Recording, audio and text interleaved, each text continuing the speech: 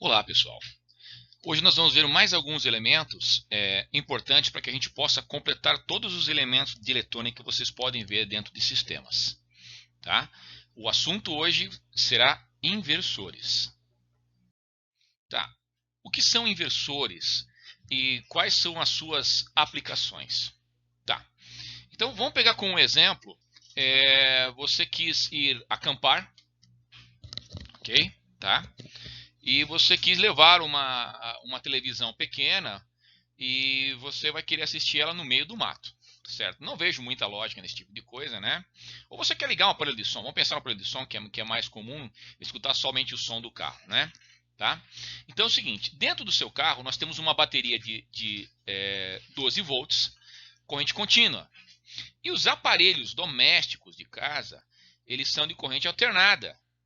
Então, pessoal, o inversor ele vai ter o trabalho de pegar a corrente contínua da bateria do seu carro e transformar em corrente alternada. Tá? Não faça isso por muitas horas, porque a bateria do seu carro vai acabar descarregando por completo. Ok? Tá? O que eu quero dizer é que é o seguinte. Tá?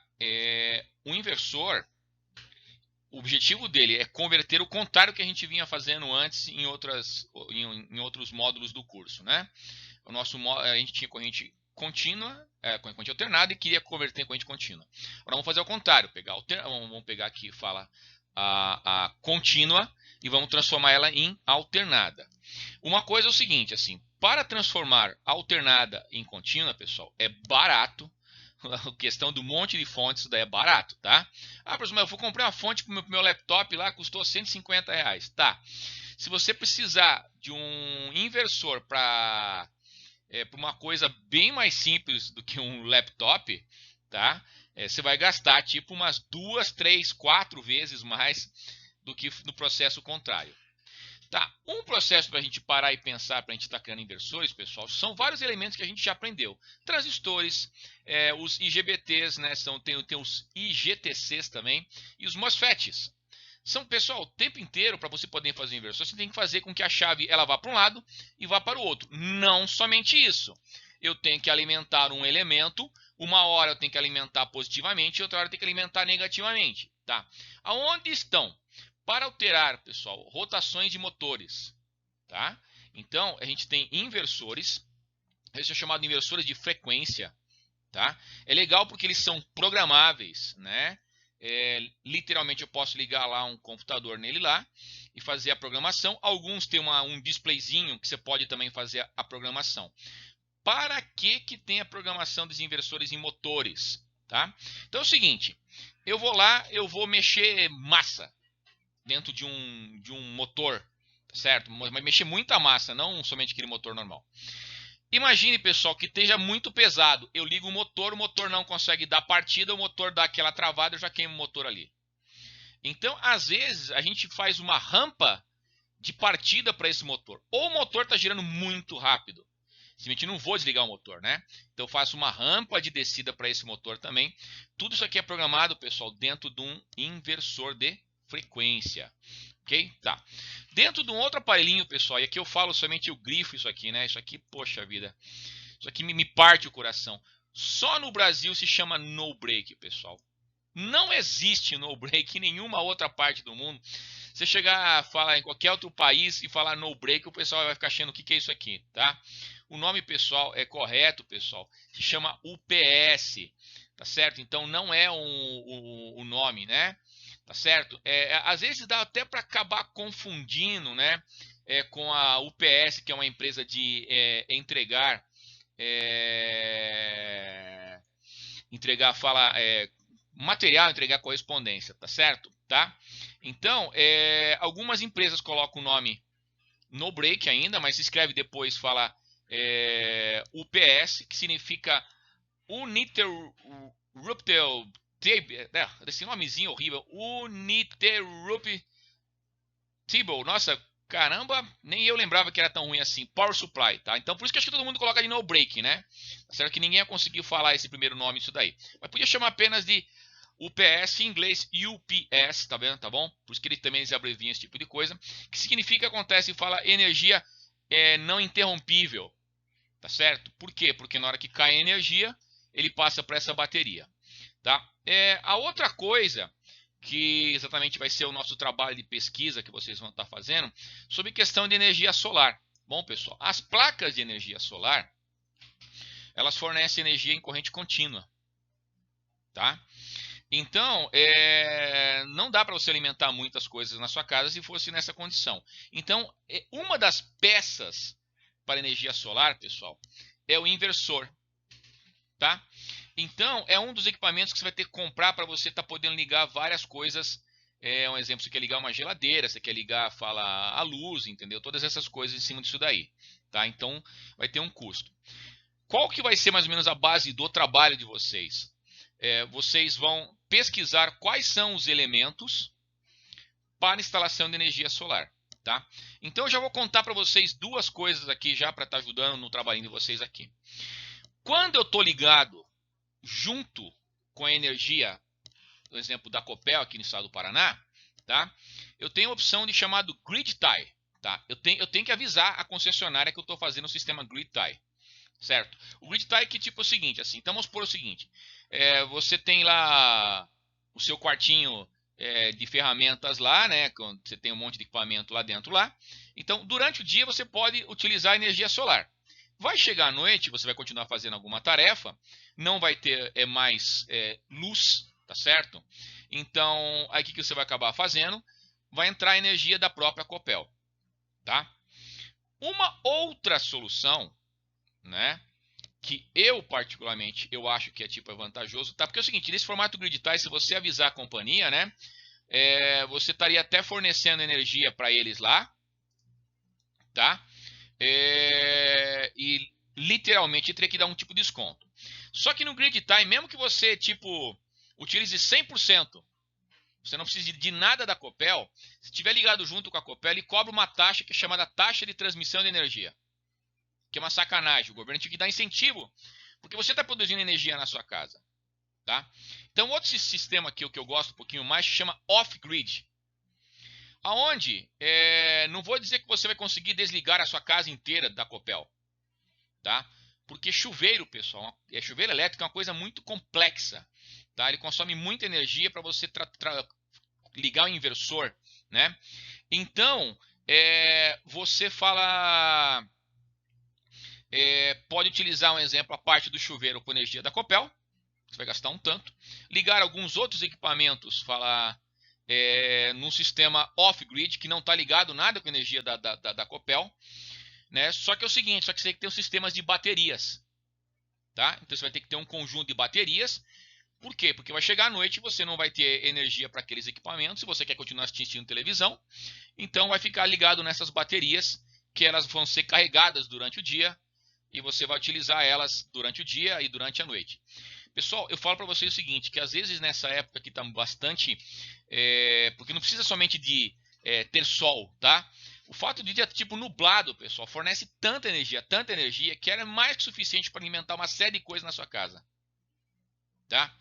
Se vocês acabarem pensando isso daí, é um ramo, pessoal, muito promissor. Só estou esperando algum tipo de governo, ou estadual ou governo federal, dar um mega incentivo, acontece, para as pessoas poderem fazer financiamento para poder instalar isso daí, tá?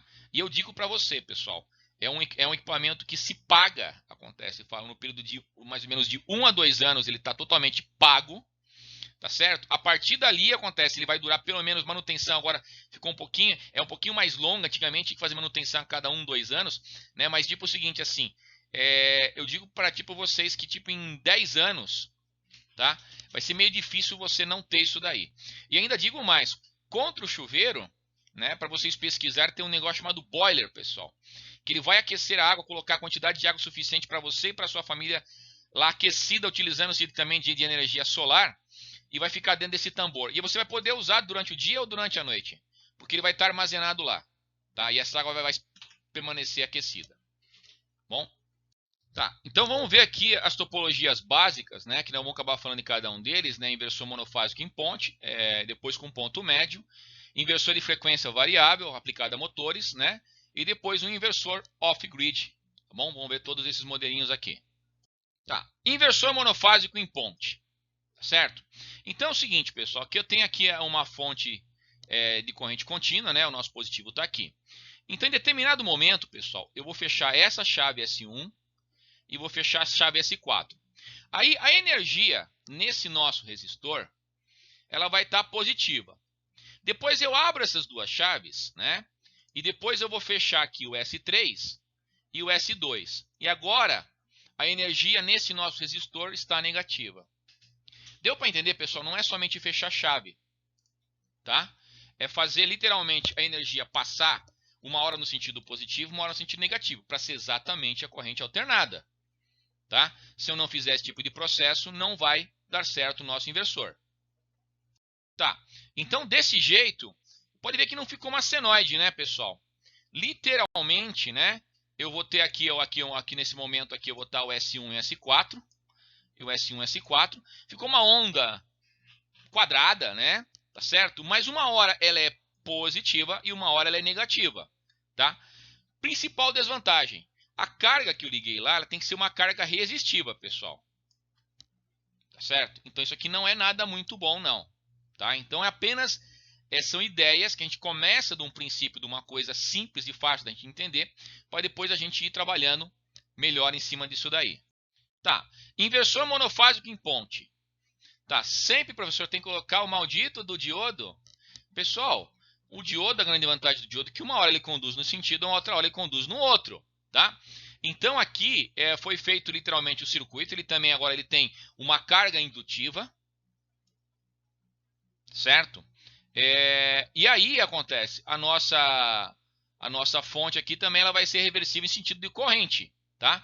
Então uma hora, se vocês olharem aqui no desenho, de acordo pelo circuito que ele está andando aqui, né? Então uma hora ele vai fazer esse primeiro caminho, depois ele vai fazer ou esse outro caminho, depois ele tem um terceiro caminho, depois tem um quarto caminho aqui assim, tá? Quando a gente fala que a fonte tem que ser reversível em sentido de corrente, né? Para que depois não tenha problema depois nessa nossa fonte aqui, ok? Bom, é um pouquinho meio complexo o desenho aqui assim, mas conforme abre chave e fecha a chave, vai fazendo o circuito, né? Tive que colocar o diodo para poder colocar também uma carga indutiva que é muito comum, né? Tá. E se eu colocasse agora metade da bateria por um lado e metade da bateria pelo outro, tá? Em determinado momento, pessoal, tá? Esse cara aqui está funcionando, ó. Certo? Então a corrente ela está passando nesse sentido, né? Aí eu vou lá, eu inverto, né? Eu inverto as chaves aqui. Aí a corrente vai estar passando nesse outro cara agora aqui nesse sentido. Então agora nesse momento, pessoal, tá? Tá vendo que agora eu estou passando a corrente no sentido contrário dentro da minha carga, que é a carga que eu quero alimentar, ok? Tá bom? Aqui pode ser literalmente pode ser resistor e indutor também. Então, liberando as duas coisas para que possa fazer. Só que eu tenho que dividir a bateria basicamente em duas partes, vou ter duas baterias. E agora aqui fala o inversor de frequência, tá bom? Variável, tá bom? Basicamente, pessoal, a gente trabalha com efeito para motores, né? Então, variando a frequência, né? Variando a frequência, eu faço com que o meu motor aqui eu consiga acelerar ou reduzir a velocidade desse meu motor. Você já parou para pensar que a maioria dos motores que a gente acaba comprando, normalmente ele vem com uma frequência de 3.600 RPM nativo dentro do próprio motor? Ele pode ter umas variações, pessoal. E você já vai acabar entendendo quais são as variações dele. Tá. Então, é o seguinte. Qual que é a frequência que nós temos da tomada? 60 Hz. Certo? Pega aqui, colocando aqui no branco. Se eu pegar 60, que é 60 vezes em um segundo, multiplicar por 60 segundos, vai dar quanto? 3.600. 3.600 rotações por minuto. Ah, professor, o motor lá na minha empresa, ele é 5.400. Tá, pessoal. Pega 3.600 e multiplica por 1,5. Ah, é 7.200. Multiplica por 2. Ah, professor, ele é 3.000. Mas se você parar e perceber, pessoal, normalmente acontece, são sempre múltiplos dentro desse cara aqui assim. Tá certo? São sempre múltiplos dentro desse cara aqui. Normalmente são tipo essas coisas aqui. Tá. Para alterar isso aqui, tem algumas coisas que a gente pode fazer para trocar um pouquinho a rotação diferente. Né? Ou colocar umas rotações diferentes fora do padrão também. Né? Então eu posso ter um redutor mecânico, que ele vai controlar para que essa velocidade não passe determinada velocidade. Um inversor de frequência ou a melhor solução, pessoal, ambos. Tá certo? Tá? Quando eu acabei instalando motores, dentro para transporte de carrocerias dentro de uma fábrica, né? Então é o seguinte, pessoal, o motor ele está energizado com freio acionado, tá? Quem vai controlar a velocidade de como que o motor vai girar para mim, para que eu possa movimentar essa carroceria, é o inversor de frequência. Tá certo? Então eu tenho um freio mecânico que deixa o motor, literalmente ele para o motor, tá certo? É legal porque algum desses motores ele já vem com esse freio, é uma alavanquinha. É muito curioso porque literalmente se você fala mecanicamente, se você puxar a alavanquinha, você faz com que o motor pare, tá? Então é um acionamento mecânico. Para variar, né, aqui assim eu fiz um exemplo dentro do próprio EWB, né? E eu coloquei aqui um trifásico já, né? Tá certo? Coloquei aqui alguns diodos, né? Para a gente poder fazer uma análise. Para vocês verem acontece o que se fica um retificador ou conversor de 6 pulsos. Ok? Então eu já vou mostrar daqui a pouco, mostrar o gráfico para vocês aqui. Tá. Aqui, pessoal, em preto é uma das ondas, né? Como ele é trifásico, cada onda ela é defasada em 120 graus, né? Então se eu fosse desenhar outra onda, que assim, a outra onda ela está mais ou menos aqui assim. Bom. Que vai subir de novo aqui. E a última onda, né, que não dava aqui no próprio WB, que assim ele não trazia para mim as ondas aqui assim, né, são três, né, são três fases, né, certo? E a gente acaba pegando aqui assim, eu não vou nem conseguir encaixar lá, tá? Mas são 3 ondas defasadas, cada uma defasada em 120 graus, total, se eu multiplicar isso aqui por 3 vai dar 360 graus, né? Então, pessoal, o que eu tinha aqui assim, eu teria basicamente uma onda na faixa de 60 Hz. Na hora que eu fiz isso aqui, pessoal, eu passei para 180 Hz. Nessa parte aqui do trifásico. Tá certo? Só colocando lá os diodinhos lá, passei para 180 Hz. Ok? Então vamos ver aqui o inversor off-grid, né, pessoal? Para vocês acabarem entendendo, basicamente isso aqui fala, pense com tratamento para vários tipos de aplicações, mas vamos pensar basicamente aqui em energia solar, né? Então, a gente não representa ele, pessoal, cada circuitinho desenhado em separado, a gente representa ele em blocos, tá certo? Então, a gente vai destrinchar cada um desses bloquinhos aqui e qual que é a função de cada um deles, tá bom? Então, vamos lá, tá bom? Então, a primeira cara que nós vamos ver aqui assim, pessoal, né, é o oscilador de potência, tá certo? Tá. Então, ele vai transformar a nossa corrente contínua em chamada tensão de contínua pulsante. Tá certo? Tensão pulsante. Tá. Sempre, né? Eu vou ter que meter aqui assim um transformador. Você vai acabar entendendo. Não é só porque eu tenho que aumentar ou diminuir a tensão, né? Apesar que isso aqui é uma coisa muito importante, né? Imagine uma bateria de 12 volts para alimentar 127. Tá certo? As tensões são completamente diferentes. Ok? Tá. Então, o transformador, para que ele vai ajudar, porque principalmente se as correntes se elas variarem aqui assim, tá? Por que tem que variar a corrente? O transformador, pessoal, vamos desenhar aqui assim um transformador, ele tem aqui assim um conjunto de fios e do outro lado um conjunto de fios, tá? Se aqui for contínuo, pessoal, o transformador não funciona. O transformador só funciona, ele vai criar fluxo só se for alternada. Então tem o oscilador para garantir que vai ter algum tipo de fluxo dentro do transformador. Tá bom? Aí vamos seguir agora aqui. Bom? Tá. Então, o oscilador, ele tenta trabalhar o mais possível, pessoal, para parecer que seja uma senoide. Tá certo? Tá? Mas nem sempre isso aqui ocorre. Tá? Mas vai ficar o mais próximo possível de uma senoide. Tá? A outra coisa que é o seguinte, a qualidade desse material tem que ser bom. Por quê? Porque o ideal, pessoal, é que chegue em 60 Hz. Se for equipamento vagabundo, né? Tá certo? Então ele pode queimar alguns aparelhos porque pode ser sensível, tá? E alguns podem também operar em frequências mais altas. Então, quando você for comprar literalmente um inversor, você tem que saber para que você vai acabar utilizando, tá certo? Outra coisa importantíssima, qualidade do transformador, tá? Se for um transformador muito vagabundo, parte da energia, pessoal, vai virar calor, tá? Se você ligar equipamento também, equipamento demais, vamos colocar que você comprou um transformador de, sei lá, de 300 watts. Você vai lá e você liga 350 watts nele. O que vai acontecer com o seu transformador? Vai esquentar, tá? Mas é o seguinte, você comprou um transformador para 300 watts.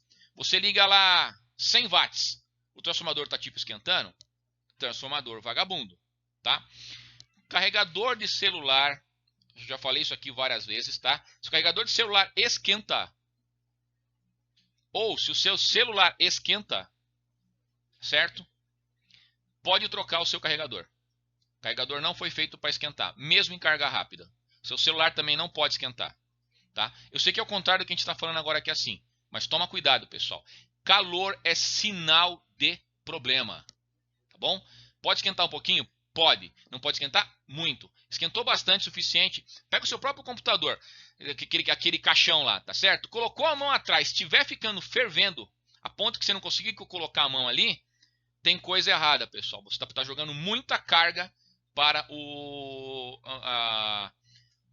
para essa fonte do seu computador, tá? Ela tem, literalmente, já tem um transformador dentro lá e vai esquentar também, tá?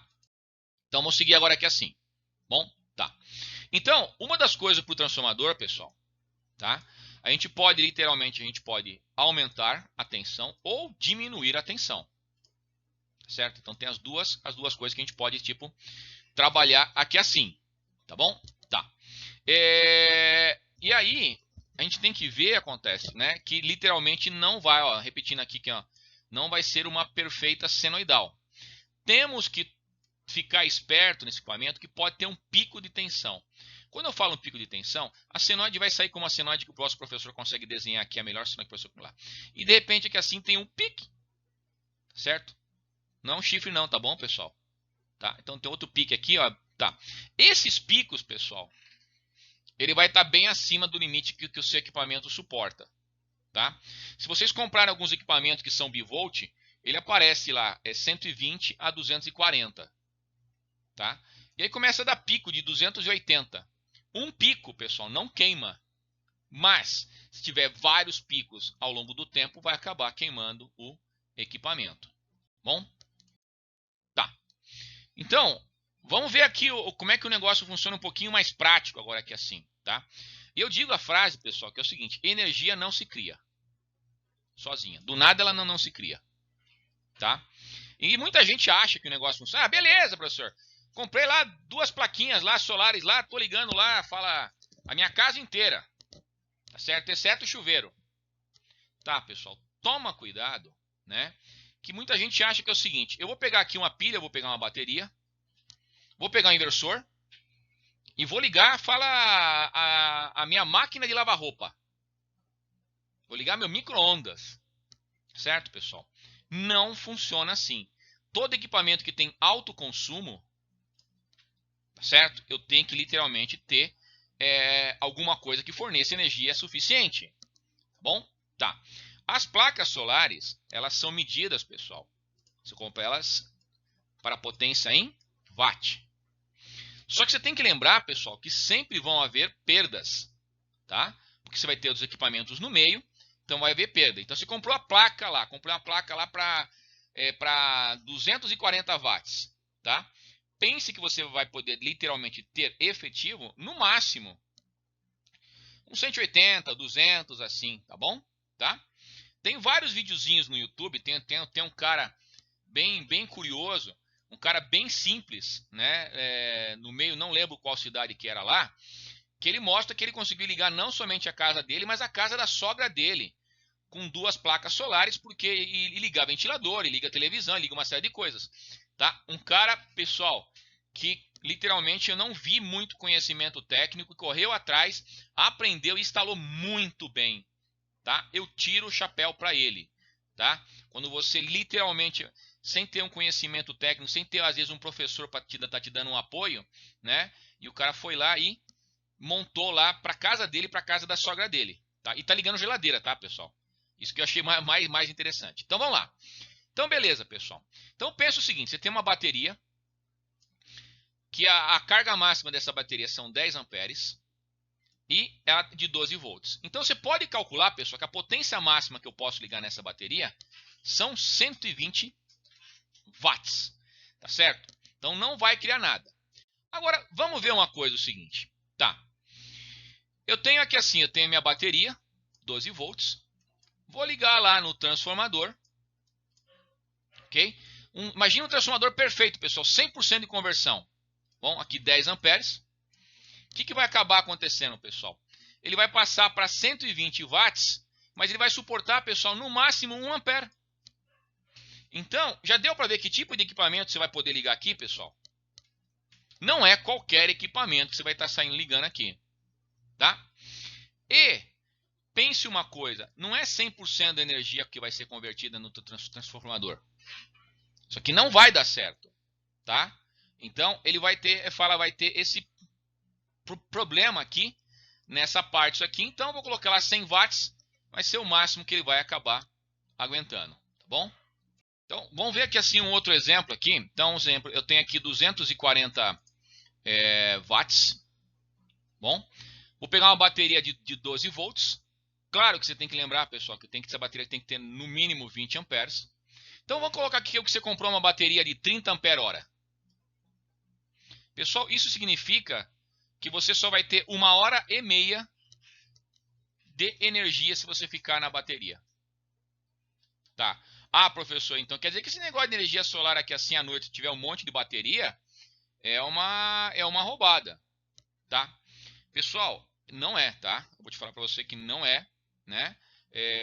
Eu acho que tipo uma sacanagem, literalmente, fala as concessionárias de energia sobretaxarem quando você está fornecendo energia para elas, tá? Porque durante o dia, né? A quantidade de energia gerada é tão grande, acontece, que além da sua casa, você faz com que o relógio seu da Copel ele vai girar ao contrário. Tá? Por isso que tem que ser avisado, né? Porque um exemplo, seu consumo de energia no mês é, sei lá, 300 kW, né? E no mês seguinte é 50, a Copel vai achar que você mexeu no relógio. E se o relógio estiver girando para trás, pior ainda, né? Então, por isso que tem que avisar se você for ligar junto, né? Tá? E gira para trás mesmo, pessoal, durante o dia inteiro quase. Tá? Em vários sistemas que eu acabei acompanhando, né, a montagem, né? Eu vi e falo, cara, uma coisa fala sinistro, cara. Eu ver o relógio girar ao contrário. Bom, tá. Então, claro que eu não vou sair ligando qualquer coisa, né? Tá? Para a gente também ter um momento muito importante, né? Para colocar aqui assim, né? Então, lembrando aqui do nosso no break, não chama no break, né? Nosso UPS, né? Lembrando aqui, ó. Certo? A gente tem colocado em carrinhos, pessoal. São bancos de baterias, né? Então não é uma bateria, porque às vezes tipo uma sala de servidores que não pode desligar em hipótese alguma. Se falhar a energia, aquilo tem que durar um bom tempo, né? Tá? Então são bancos de baterias para que mantenham ligado isso daí. Às vezes não é um banco, né? Às vezes tem tipo numa empresa lá que eu estava prestando serviço lá, a gente tinha 8 desses caras isso aqui. A parte é o seguinte, assim, a gente tentou falar, não, beleza, vamos pegar esse banco de baterias e vamos subir com ele na escada, porque isso daí ficava tipo, não ficava no térreo, ele ficava um piso para cima, né? Tá? Na primeira tentativa de tentar em 4 levantar o negócio, a gente falou, não, beleza, pode chamar a empilhadeira. Bom, pessoal, tá? Porque vocês sabem quanto que pesa uma bateria de um carro, né? Então você imagina que dentro desse negócio tinha tipo umas 30 baterias de carro dentro. Bom? Então, isso aqui, pessoal, isso aqui é o circuito completinho, tá certo? que você pode ligar aqui desse ladinho aqui, vamos ligar aqui, né? Tá? Eu vou ligar aqui assim uma bateria, já com uns bornes, né? Aqui é uma tomada, pode ver que o transformador está aqui. Esses são todos os elementos, né? Uma chave liga, desliga. Temos aqui um fusível, tá certo? Esses carinhas aqui assim para fazer a nossa oscilação, ok? Tá? Colocado, pessoal, para identificar que está ligado, um LED, tá? E aqui nós temos aqui assim, fala um capacitorzinho aqui assim, colocar. Depois o resto é resistor, somente para estar fazendo a montagem, mas muito parecido com vários circuitos que a gente viu ao longo dos 4 períodos aqui assim, né? Tá? Utilizando agora vários elementos de tudo que vocês já viram. Por isso que é legal, a conclusão acontece dessa matéria aqui de eletrônica no 4º período, né? Porque ela é um desfecho de tudo que você viu separado, né? E agora você está vendo, às vezes, coisas em conjunto, tá bom? E por último, né? Aqui assim é o circuito representativo, tá certo? Daquele outro circuito lá, agora aqui um desenho esquemático, né? Daquele carinha aqui assim, né? Onde tem aqui assim, tem um LEDzinho, né? Tem um resistorzinho aqui assim, também para não queimar o nosso LED. Ok, tá bom? Lembrando que o LED aqui assim podia ser 2,2 volts, né? De acordo com a cor do LED aqui assim, um resistor para que não queime, um resistor 4.7K. Temos aqui assim os 2 transistores, como estava aquele carinha lá.